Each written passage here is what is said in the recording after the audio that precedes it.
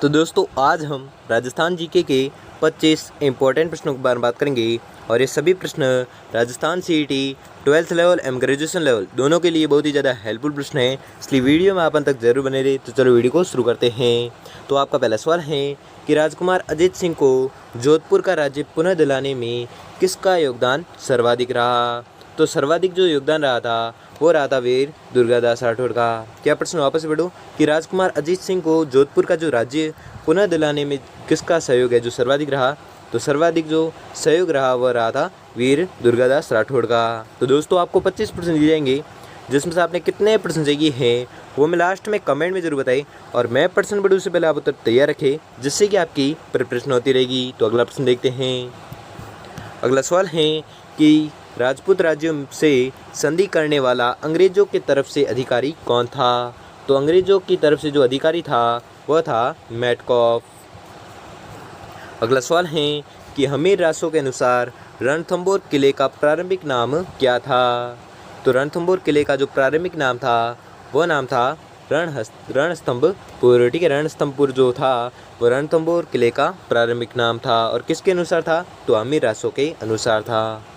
अगला सवाल है कि निम्नलिखित में से किस किले में भीमलाड विजय स्तंभ है जो स्थित हैं। तो भीमलाड विजय स्तंभ जो है वह स्थित है भरतपुर जिले में। ठीक है, भरतपुर जिले में क्या स्थित है तो भीमलाड विजय स्तंभ है जो स्थित हैं। अगला सवाल है कि जोधपुर के मेहरानगढ़ दुर्ग का निर्माण किसने करवाया। मोस्ट इम्पोर्टेंट क्वेश्चन है और ये प्रश्न बहुत बार एग्जाम पूछा गया है कि जोधपुर के मेहरानगढ़ दुर्ग का जो निर्माण करवाया गया है वो किसके द्वारा करवाया गया है। तो ये निर्माण करवाया गया है राव जोधा द्वारा। अगला सवाल है कि गुर्जर प्रतिहार वंश के किस शासक ने अपनी राजधानी मंडोर से मेड़ता स्थानांतरित की। तो ये जो राजधानी थी ये की थी स्थानांतरण नागभट्ट ने। ठीक है, नागभट्ट ने क्या किया, नागभट्ट ने अपनी राजधानी मंडोर से मेड़ता है जो स्थानांतरित की थी। अगला सवाल है कि सामूगढ़ के युद्ध में दारा की पराजय का समाचार मिलते ही किस राजपूत शासक ने औरंगजेब की अधीनता स्वीकार की। तो आपको याद रखना है औरंगजेब की अधीनता जो स्वीकार की थी वह की थी मिर्जा राजा जय सिंह ने। क्या प्रश्न वापस पढ़ो कि सामूगढ़ के युद्ध में दारा की पराजय का जो समाचार मिलते ही किस राजपूत शासक ने औरंगजेब की अधीनता स्वीकार की। तो आपको याद रखना है वह राजपूत शासक था मिर्जा राजा जय सिंह। अगला सवाल है कि चंपारण की संधि किसके मध्य हुई। मोस्ट इम्पोर्टेंट क्वेश्चन है और ये प्रश्न बहुत बार एग्जाम पूछा गया है कि चंपारण की जो संधि हुई थी वो किसके मध्य हुई थी। तो ये संधि हुई थी मालवा और गुजरात के सुल्तानों के मध्य। अगला सवाल है कि गुर्जरों को किस शासक ने पराजित किया। तो गुर्जरों को जो पराजित किया था वो किया था प्रभाकर वर्धन ने। ठीक है, प्रभाकर वर्धन वह शासक था जिसने गुर्जरों को पराजित किया था। अगला सवाल है कि सूफी संत ख्वाजा मोइनुद्दीन चिश्ती किसके शासनकाल में राजस्थान आए थे। तो ये राजस्थान आए थे पृथ्वीराज चौहान के शासनकाल में। अगला सवाल है कि अकबर ने अपनी 1570 ईस्वी की नागौर यात्रा के पश्चात जोधपुर दुर्ग किसको सौंपा। तो जोधपुर दुर्ग जो सौंपा था ये सौंपा था बीकानेर के राय सिंह को। ठीक है, बीकानेर के राय सिंह को जोधपुर दुर्ग है जो सौंपा था। किसने सौंपा था तो अकबर ने सौंपा था। और कब सौंपा था तो 1570 ईस्वी में सौंपा था। अगला सवाल है कि मुगल सम्राटों द्वारा सवाई जय सिंह को कुल कितनी बार मालवा सूबे का सूबेदार है जो नियुक्त किया गया था। तो आपको याद रखना है ये नियुक्त किया गया 3 बार। ठीक है, 3 बार है जो जय सिंह को मालवा सूबे का सूबेदार है जो नियुक्त किया गया था। किसके द्वारा तो मुगल सम्राटों द्वारा। अगला सवाल है कि किस युद्ध में मेवाड़ के महाराणा सांगा ने बाबर की सेना को हराया था। तो वह युद्ध था बयाना का युद्ध। ठीक है, बयाना के युद्ध में क्या हुआ, मेवाड़ के महाराणा सांगा ने बाबर की सेना को हराया था। किस युद्ध में तो बयाना के युद्ध में हराया था।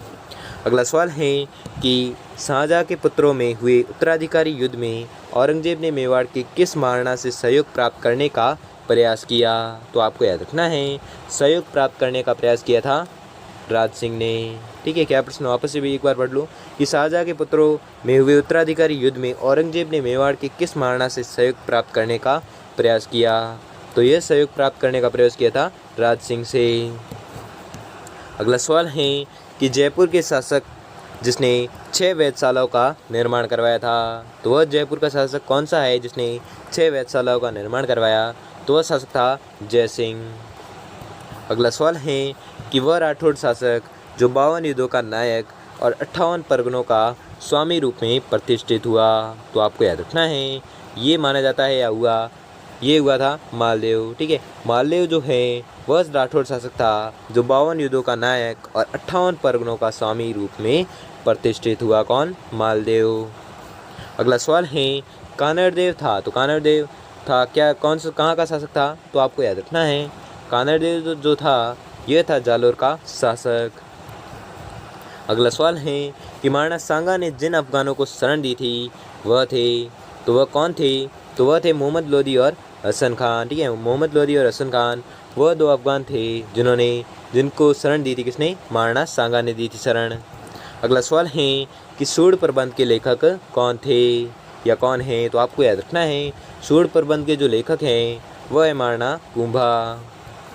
अगला सवाल है कि किस शासक को अंतिम हिंदू सम्राट कहा जाता था या कहा जाता है? मोस्ट इम्पोर्टेंट क्वेश्चन है और ये भी प्रश्न बहुत बार एग्जाम पूछा गया है कि किस शासक को अंतिम हिंदू सम्राट है जो कहा जाता है? तो आपको याद रखना है ये कहते हैं पृथ्वीराज तृतीय को। अगला सवाल है कि निम्न में से किस राजपूत शासक द्वारा नए तरंग रचित है? मोस्ट इम्पोर्टेंट क्वेश्चन है, ये भी प्रश्न बहुत बार एग्जाम पूछा गया है कि निम्न में से किस राजपूत शासक द्वारा नए तरंग रचित है? तो आपको याद रखना है ये रचित है राव बुद्ध सिंह द्वारा। अगला सवाल है कि निम्नलिखित में से कौन सा दिल्ली सुल्तान गुइल शासक जयद्रथ सिंह द्वारा पराजित किया गया? तो आपको याद रखना है ये पराजित किया गया था इल्तुतमिश द्वारा। ठीक है, इल्तुतमिश जो है ये दिल्ली सुल्तान गुइल शासक जयद्रथ सिंह द्वारा पराजित किया गया था। अगला सवाल है कि ग्वालियर प्रशस्ति में किस शासक को नारायण और मलेच्छों का नाशक कहा गया है? मोस्ट इम्पोर्टेंट क्वेश्चन है, ये भी प्रश्न बहुत बार एग्जाम पूछा गया है कि ग्वालियर प्रशस्ति में किस शासक को नारायण और मलेच्छों का नाशक कहा गया है? तो ये कहा गया है नागभट्ट प्रथम। अगला सवाल है कि महाराणा प्रताप का राज्याभिषेक हुआ था। मोस्ट इम्पोर्टेंट क्वेश्चन है, तो महाराणा प्रताप का जो राज्याभिषेक हुआ था वो हुआ था गोगुंदा में। अगला सवाल है और ये आज का अंतिम सवाल है कि कर्नल जेम्स टॉड ने निम्नलिखित में से किस युद्ध को मेवाड़ का मैराथन कहकर पुकारा? मोस्ट इम्पोर्टेंट क्वेश्चन है और ये भी प्रश्न बहुत बार एग्जाम पूछा गया है, इसलिए इस प्रश्न को भी आपको रट लेना है कि कर्नल जेम्स टॉड ने निम्नलिखित में से किस युद्ध को मेवाड़ का मैराथन कहा? तो ये कहा था दिवेर के युद्ध को। तो दोस्तों आपको 25% दिए थे, जिसमें से आपने कितने परसेंट सही है वो हमें जल्दी से जल्दी कमेंट करके जरूर बताइए। और अगर आपके लिए वीडियो थोड़ा भी हेल्पफुल साबित हुआ तो वीडियो को लाइक और चैनल पर नए चैनल को सब्सक्राइब कर लीजिए और बेल आइकन को प्रेस कर लीजिए कि वीडियो की नोटिफिकेशन आपको मिलती रहेगी। धन्यवाद।